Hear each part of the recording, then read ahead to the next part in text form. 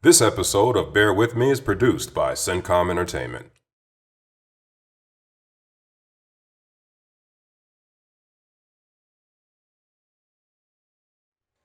What's up? Thanks for bearing with me. I am Herb Howard. The Chicago Bears players and coaches are saying all of the right things about their anemic offense over the first two games of the season, but they, just like the rest of us, have to understand that they are very lucky and quite fortunate to be 1-1 as opposed to 0-2 heading into their Week 3 Monday night game against the Washington Redskins. Now, I believe that a person or a team can create their good fortune. I believe that good luck happens when you play with skills. I think that luck is nothing but preparation meeting opportunity, and the Bears were certainly prepared for the opportunity that arose at the end of the game out in Denver last week. They executed that final play to perfection, and then obviously Eddie Pinheiro was able to come through with the game-winning 53-yard field goal. That being said, they could have very easily lost that game and could be staring at 0-2 right now and really be faced with a desperate situation as they head out to Washington for Week 3. Now, the Bears came into the season with extremely high expectations. They were one of a handful of teams that had genuine Super Bowl aspirations this season, and I think that still remains a legitimate possibility, but I'm not sure that it's going to happen the same way we thought. Going into the season, we knew that they had an elite level defense. We thought there may be a little bit of a transition period, having a new defensive coordinator with Chuck Pagano replacing the departed Vic Fangio,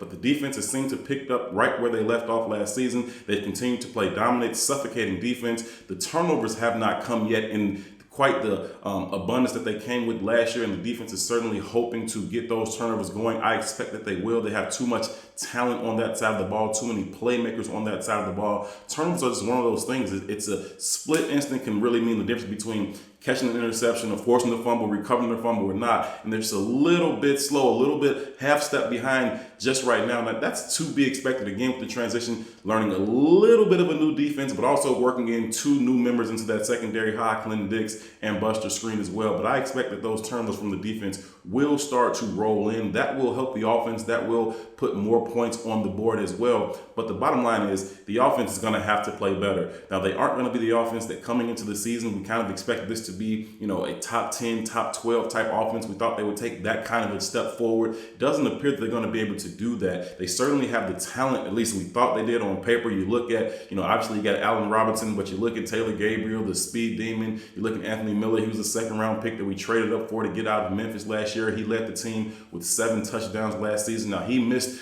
the entire offseason program after having shoulder surgery to correct an injury that he played all of last season with. And then he missed most of training camp as well with nagging injuries here or there. So they're trying to bring him along slowly. I still expect really big things from Anthony Miller. I think he's a phenomenal player, but he hasn't gotten going here just yet. He hasn't been on the field very often in the first 2 games, and he certainly hasn't received many targets from quarterback Mr. Trubisky. I expect that to change starting this week in Washington. But also Trey Burton, the Bears tight end, who was a big free agent signing coming over from Philadelphia last year. He's a guy who knew the offense coming in from Andy Reid's system that was taken out to Philadelphia. And so he came in with some experience in the offense, and he played well last year as well, and he just hasn't had the opportunity to get going. He was also injured during the offseason. He had hernia surgery this offseason, so they're bringing him along slowly. He missed game 1. He was out there for game 2, but I think he only played about 30-40% of the snaps or so. Last year, he played 80% of the snaps for the entire season, so you expect him to get a little bit more involved, get a little bit more acclimated as we go here, and those types of things will help the offense as well. But it really all comes back down to Mitch Trubisky. How well can Mitch Trubisky play? How well can he get the ball out of his hands? Is he going to make the right reads and then make accurate throws to get the ball in the hands of his playmakers? But it's not all on him, right? The offensive line, they took a little bit of a step forward last week. They played much better than they played in week 1, but they still didn't play really, really well. So they still have to get it together a little bit. The wide receivers have been extremely disappointing. They were in training camp. People thought that was the best group on this team, the best position group on this team. They were extremely deep, and then they added to it in the draft with Riley Ridley. You expected Javon Williams to take a step forward, and the other guys that I already mentioned. But that's a group that has been quite disappointing. You don't see them creating a lot of separation for Mr. Trubisky. It's not like he's not seeing a lot of wide open guys. There's a few examples of that, and he's missed some of those throws as well. But they aren't creating a whole lot of separation. Outside of Allen Robinson, the wide receivers have really been quite disappointing so far this year. Again, you expect them to get it going, but the bottom line is Matt Nagy is going to have to understand that maybe this offense isn't what he hoped it would be. But that doesn't mean you can't win, right? That doesn't mean that this team still can't go out and win a Super Bowl this season. You just have to adapt your offensive game plan to what this team is capable of doing. And I think he's willing to do that. Matt Nagy was the coach of the year last year. He certainly did not forget how to coach in the offseason. So he's going to understand that he has to be able to tailor this offense to the needs and the capabilities that his quarterback has. Fact of the matter is, Mr. Trubisky is not Patrick Mahomes. He is not Deshaun Watson. He probably isn't even Carson Wentz or Jared Goff or some of these other guys that we're seeing, young quarterbacks that are playing well right now. Lamar Jackson is playing really well for the Baltimore Ravens. And Mr. Trubisky may not be on their level right now. He may not ever get to their level, but that doesn't mean that the Bears cannot win with him. They're going to have to start to utilize their running backs more.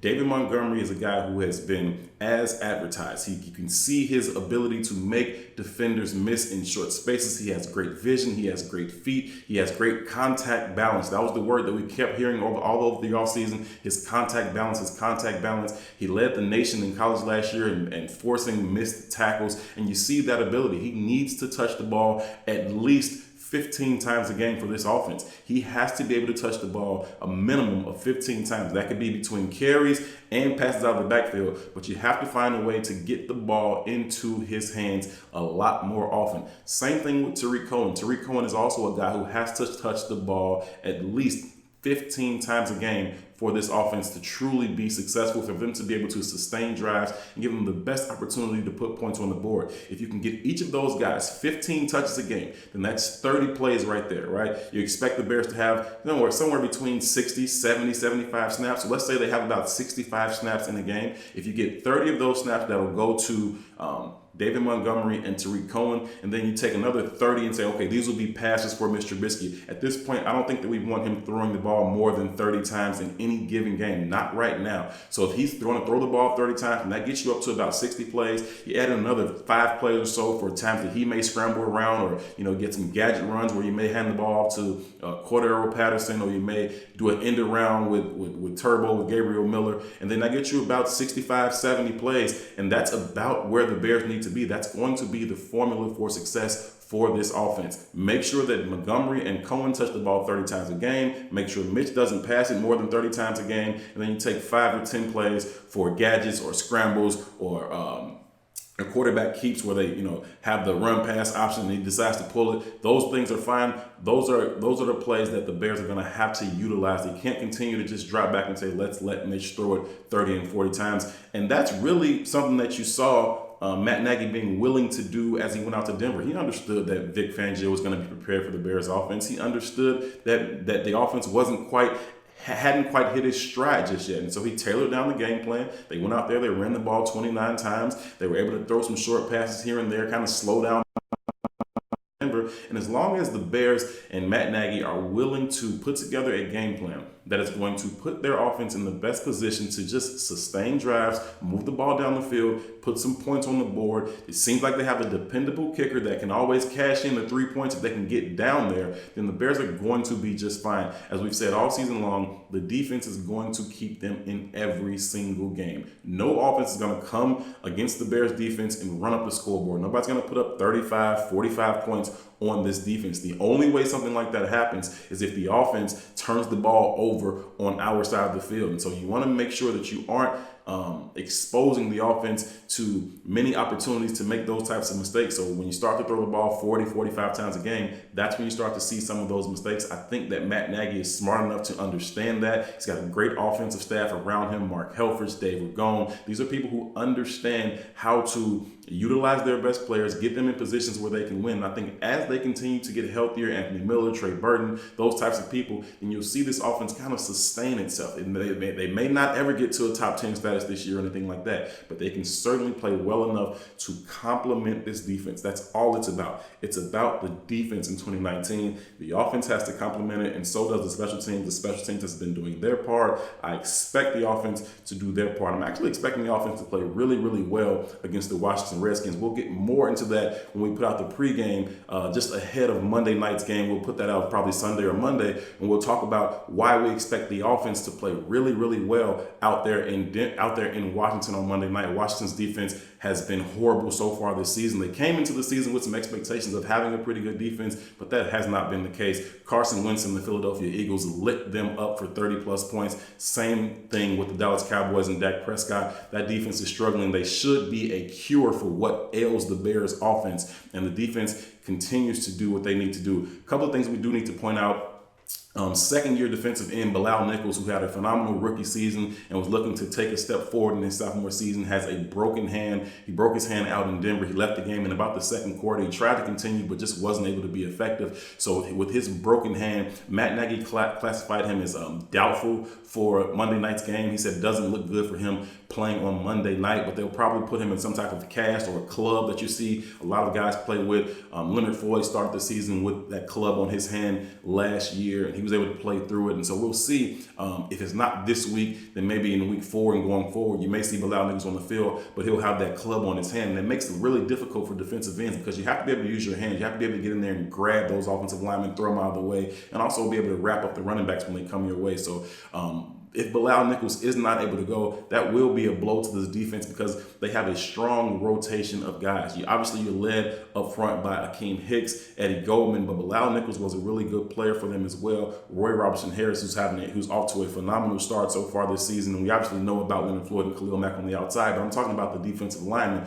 And so without Bilal Nichols, the rotation will suffer a little bit. You do have Nick Williams, who's the other guy back there. The Bears cut ties with former third-round pick Jonathan Bullard this year. He turned out to be quite a disappointment out of Florida. They were expecting a lot of big things from him when they drafted him. Just never really panned out, and so he did not make the 53-man roster. They let him go. And so we did see Nick Williams step up. Nick Williams got a sack for against the Denver Broncos last week. So the Bears will be okay, but you certainly hope that Bilal Nichols is able to get back into the swing of things and help this rotation stay as strong as they have been. Health is going to be a key. If this defense can stay healthy, they will certainly stay dominant. The Bears were very fortunate with injuries last season. We were one of the healthiest teams all throughout the season in the NFL last year. And if that trend continues this year, then the defense will play extremely, extremely well. And that's one of the reasons why I understand Matt Nagy not wanting to play his starters in the preseason. He doesn't want to risk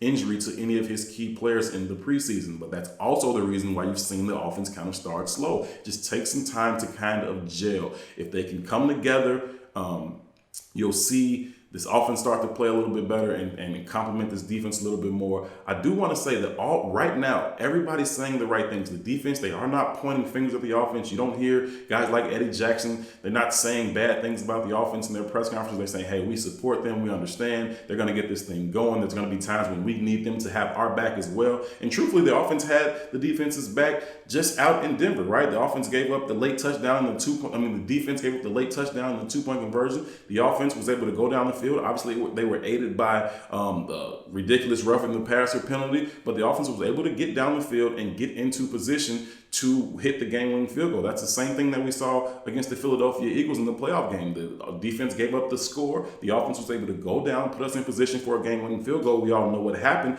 but the offense has been able to step up when they've needed to. But you haven't heard anybody pointing fingers. You haven't heard anybody blaming anybody, and that speaks directly to the culture that Matt Nagy and Ryan Pace have built. They've brought in a lot of good guys. With that being said, though, I don't know how long that continues, right? The defense is playing Super Bowl caliber defense, and they're out there and they're putting it all on the line. They're dominating, but they aren't getting any support from their offense. Eventually, those guys are human too, right? Eventually, you'll start to hear a little bit of infighting, some complaining, and say, hey guys, we need you guys to pick it up. We need you guys to play just as well to carry your own weight. So far, they haven't done that, but I wonder if the offense continues to not produce, how long will the defense continue to support them publicly like they've done? Now, privately, we don't know what those conversations are, but publicly, they've been able to support them, as has Matt Nagy. He's saying all the right things about Mr. Trubisky, but what is he going to say, right? What other options do they have? They aren't going to turn to Chase Daniel. Obviously, Mr. Trubisky is going to be the quarterback barring injury for the rest of this season and probably into next season as well. So there's nothing they can really say publicly except to try and support him and continue to build up his confidence. But privately, I'm sure they're having some conversations to say, wait, we have to be better because, again, you don't want to waste this Super Bowl caliber defense. It's not every year you're going to have a defense like this. You have to be able to cash in on your opportunities to make deep playoff runs. This defense is prepared to do that. The offense has to support them. So that's